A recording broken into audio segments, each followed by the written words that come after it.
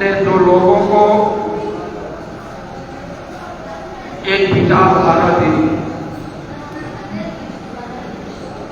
और उनके साहित्य में इतना दम है, इतनी ताकत है कि जो को तलवार और बम के गोलों में नहीं हो सकती। बड़ी संख्या में माली समाज के लोग आए। मैं सभी लोगों का बहुत बहुत स्वागत करता हूं, उन्हें आभार व्यक्त करता हूं।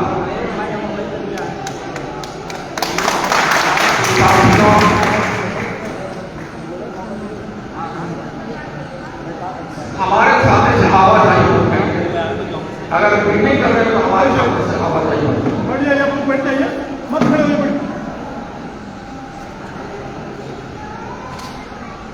मैं समझ रहा हूं और हमारे सम्मानित नेतागण भी समझ रहे हैं और बहुत से इसमें हमारे ऐसे गणमान्य लोग हैं और कार्यक्रम में बड़ी संख्या में हमारे पाले भी आई हैं। सच में अगर पीढ़ी के लोग अगर महात्मा ज्योतिराव फुले को भूल जाएंगे, महात्मा सावित्रीबाई फुले को भूल जाएंगे, ये देश एक दिन फिर नहीं चल पाएगा।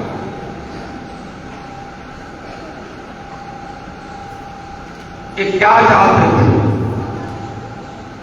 एक बड़ी आबादी जिन्हें महिला आबादी कही जाती है, पूरे देश की सामाजिक व्यवस्था को चलाने वाले कुछ लोगों ने महिलाओं को पढ़ने का अधिकार नहीं दिया। महिलाएं केवल चारदीवारी के अंदर रहकर घर के कारोबार में रहें, इन्हें शिक्षा से कोई मतलब नहीं है। अगर महिलाएं शिक्षा प्राप्त करेंगी तो अपराध का काम होगा। आप महात्मा ज्योतिराव फुले के बारे में क्या जानते हैं? महात्मा सावित्रीबाई फुले के बारे में क्या जानते हैं? अगर इतिहास के पन्नों को हम पढ़ेंगे तो पाएंगे इस देश में गैर बराबरी, इस देश में गैर बराबरी है और उसी गैर बराबरी को पाटने के लिए महात्मा ज्योतिराव फुले का महात्मा ज्योतिराव फुले का एक मित्र, उनकी हम उम्र का ब्राह्मण समाज का लड़का, आपस में बड़ी अच्छी दोस्ती, और जब उस ब्राह्मण समाज के बेटे की शादी पड़ी, कौन बस वाला है जा रहा है? कौन बस वाला जा रहा है गाड़ी लेकर? नहीं जाएगा, नहीं जाएगा बेटे, कोई नहीं जाएगा। जब बेटे की शादी पड़ी और पंडित जी का बेटा महात्मा ज्योतिराव फुले को निमंत्रण दिया। महात्मा ज्योतिराव फुले अपने ब्राह्मण मित्र की शादी में बारात में गए और उनके अच्छे कपड़े को देखकर, समाज में उनकी शोहरत को देख करके जो अपमान मनु के लोगों ने किया, आज तक धरती पर कोई अपमान नहीं किया। इसलिए बाली समाज के लोगों, सैनिक समाज के लोगों,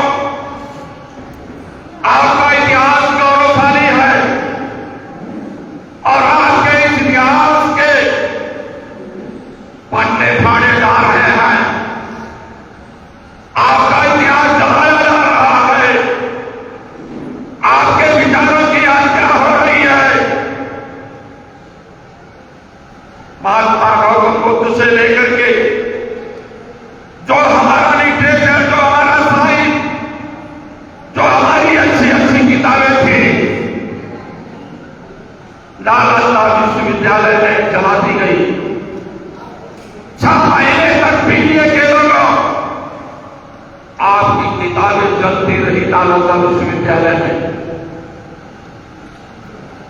आपके साहित्य को मिटाया गया। आज भारत का संविधान भी उसी खतरे में है, उसी लाइन में है। बाबा साहब डॉक्टर अम्बेडकर ने महात्मा ज्योतिबा फूले के विचारों को अंगीकार किया। छत्रपति शिवाजी महाराज ने महात्मा ज्योतिबा फूले के विचारों का अंगीकार किया और बाबा साहब डॉक्टर अम्बेडकर ने देश के आजाद होने पर जो सबसे अच्छी किताब लिखी वो भारत का संविधान लिखा, जिसमें महात्मा ज्योतिबा फूले के विचार हैं,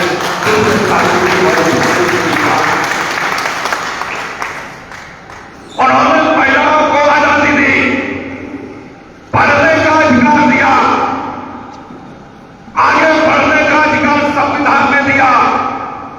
लेकिन आजादी के 79 बरस बीत जाने के बाद माली समाज के लोगों को बताओ, पूरे उत्तर प्रदेश की राजनीति में या आप गांव के उन गलियों से आए हैं, आप अपने गांव की उन गलियों से बताओ पता करके कि आपका बेटा भी, आपकी बेटी भी कहीं कलेक्टर है।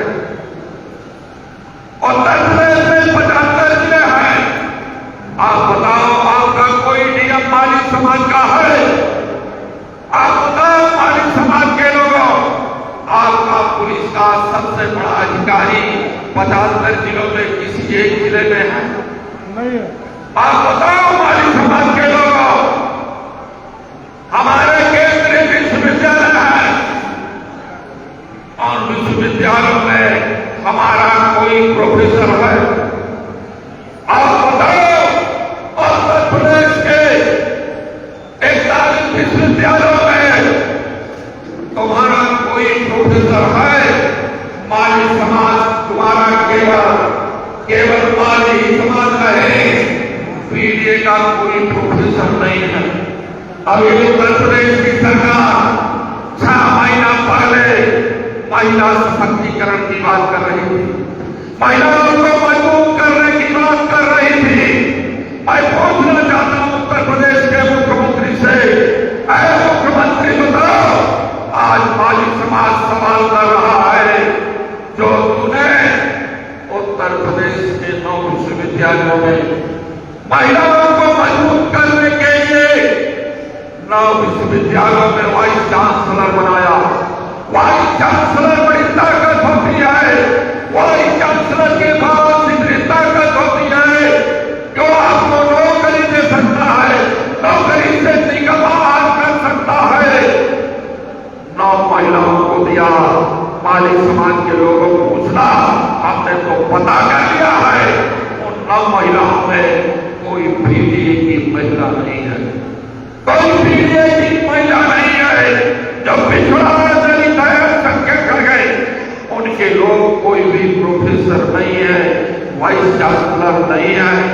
आप आजादी के 79 साल बीत जाने के बाद जब हमारे पास इतने नायक और नायक नहीं, ये पीडीए के महानायक है। माली समाज के लोगों, पीडीए के महानायक है। आज पूरे देश जात धर्म में बांट दिया गया।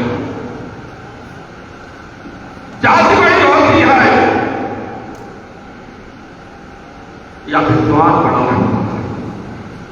इस देश में बहुत बड़ा विद्वान, अच्छी डिग्री महात्मा ज्योतिबा के फूले पर चलने वाला, अच्छी अच्छी डिग्रियां लेकर के चला है। अगर विश्वविद्यालय में प्रोफेसर बनने के लिए तो उसे अयोग्य साबित कर दिया जाता, कैंडिडेट साबित कर दिया जाता है। 27% आरक्षण, ये साथ धोखा ये डबल इंजन की सरकार कर रही है।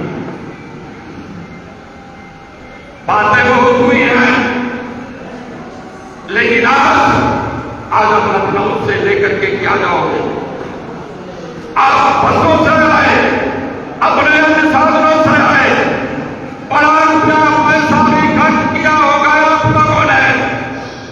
मैं जानता हूं कि आप पूंजीवादी नहीं हैं, आप सामंतवादी नहीं हैं, लेकिन आपकी ताकत को कमजोर किया जा रहा है। उस ताकत को पहचानने के लिए मैं आप लोगों से केवल निवेदन कर रहा हूं कि अगर इस देश में अगर महात्मा ज्योतिराव फूले अमर नहीं होंगे तो माली समाज ही नहीं, पूरे पीढ़ी के लोग समाप्त हो जाएंगे। संविधान खत्म हो रहा है, लोकतंत्र की हत्या हो रही है। एक डबल इंजन वाले कर रहे हैं, हम संविधान के साथ कोई छेड़खानी नहीं कर रहे हैं, हम लोकतंत्र की हत्या नहीं कर रहे हैं। मैं आपके बीच में सवाल छोड़ करके जाता हूं,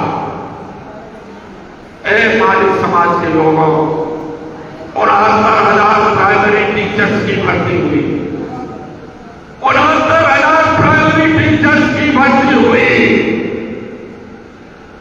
19,000 नौकरियां उत्तर प्रदेश के पीडीए की नौकरी को कहां ले गए?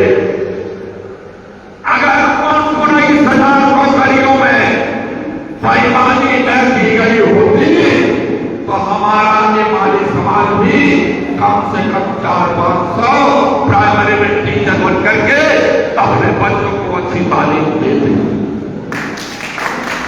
मैं सवाल करता हूं आप लोगों के माध्यम से, ये गोरखपुर विश्वविद्यालय है, गोरखपुर विश्वविद्यालय में एक अंतर प्रोफेसर बनाए गए, गोरखपुर विश्वविद्यालय में एक अंतर प्रोफेसर बनाए गए, जिसमें 66 प्रोफेसर उत्तर प्रदेश के मुख्यमंत्री के समाज का।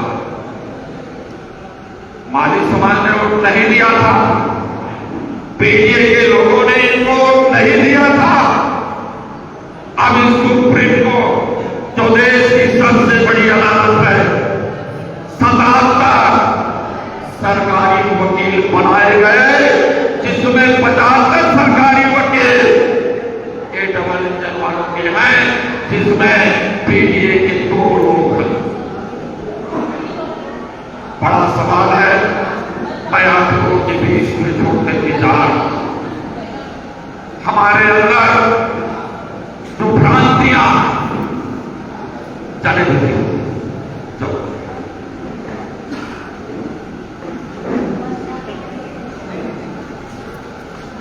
हमारे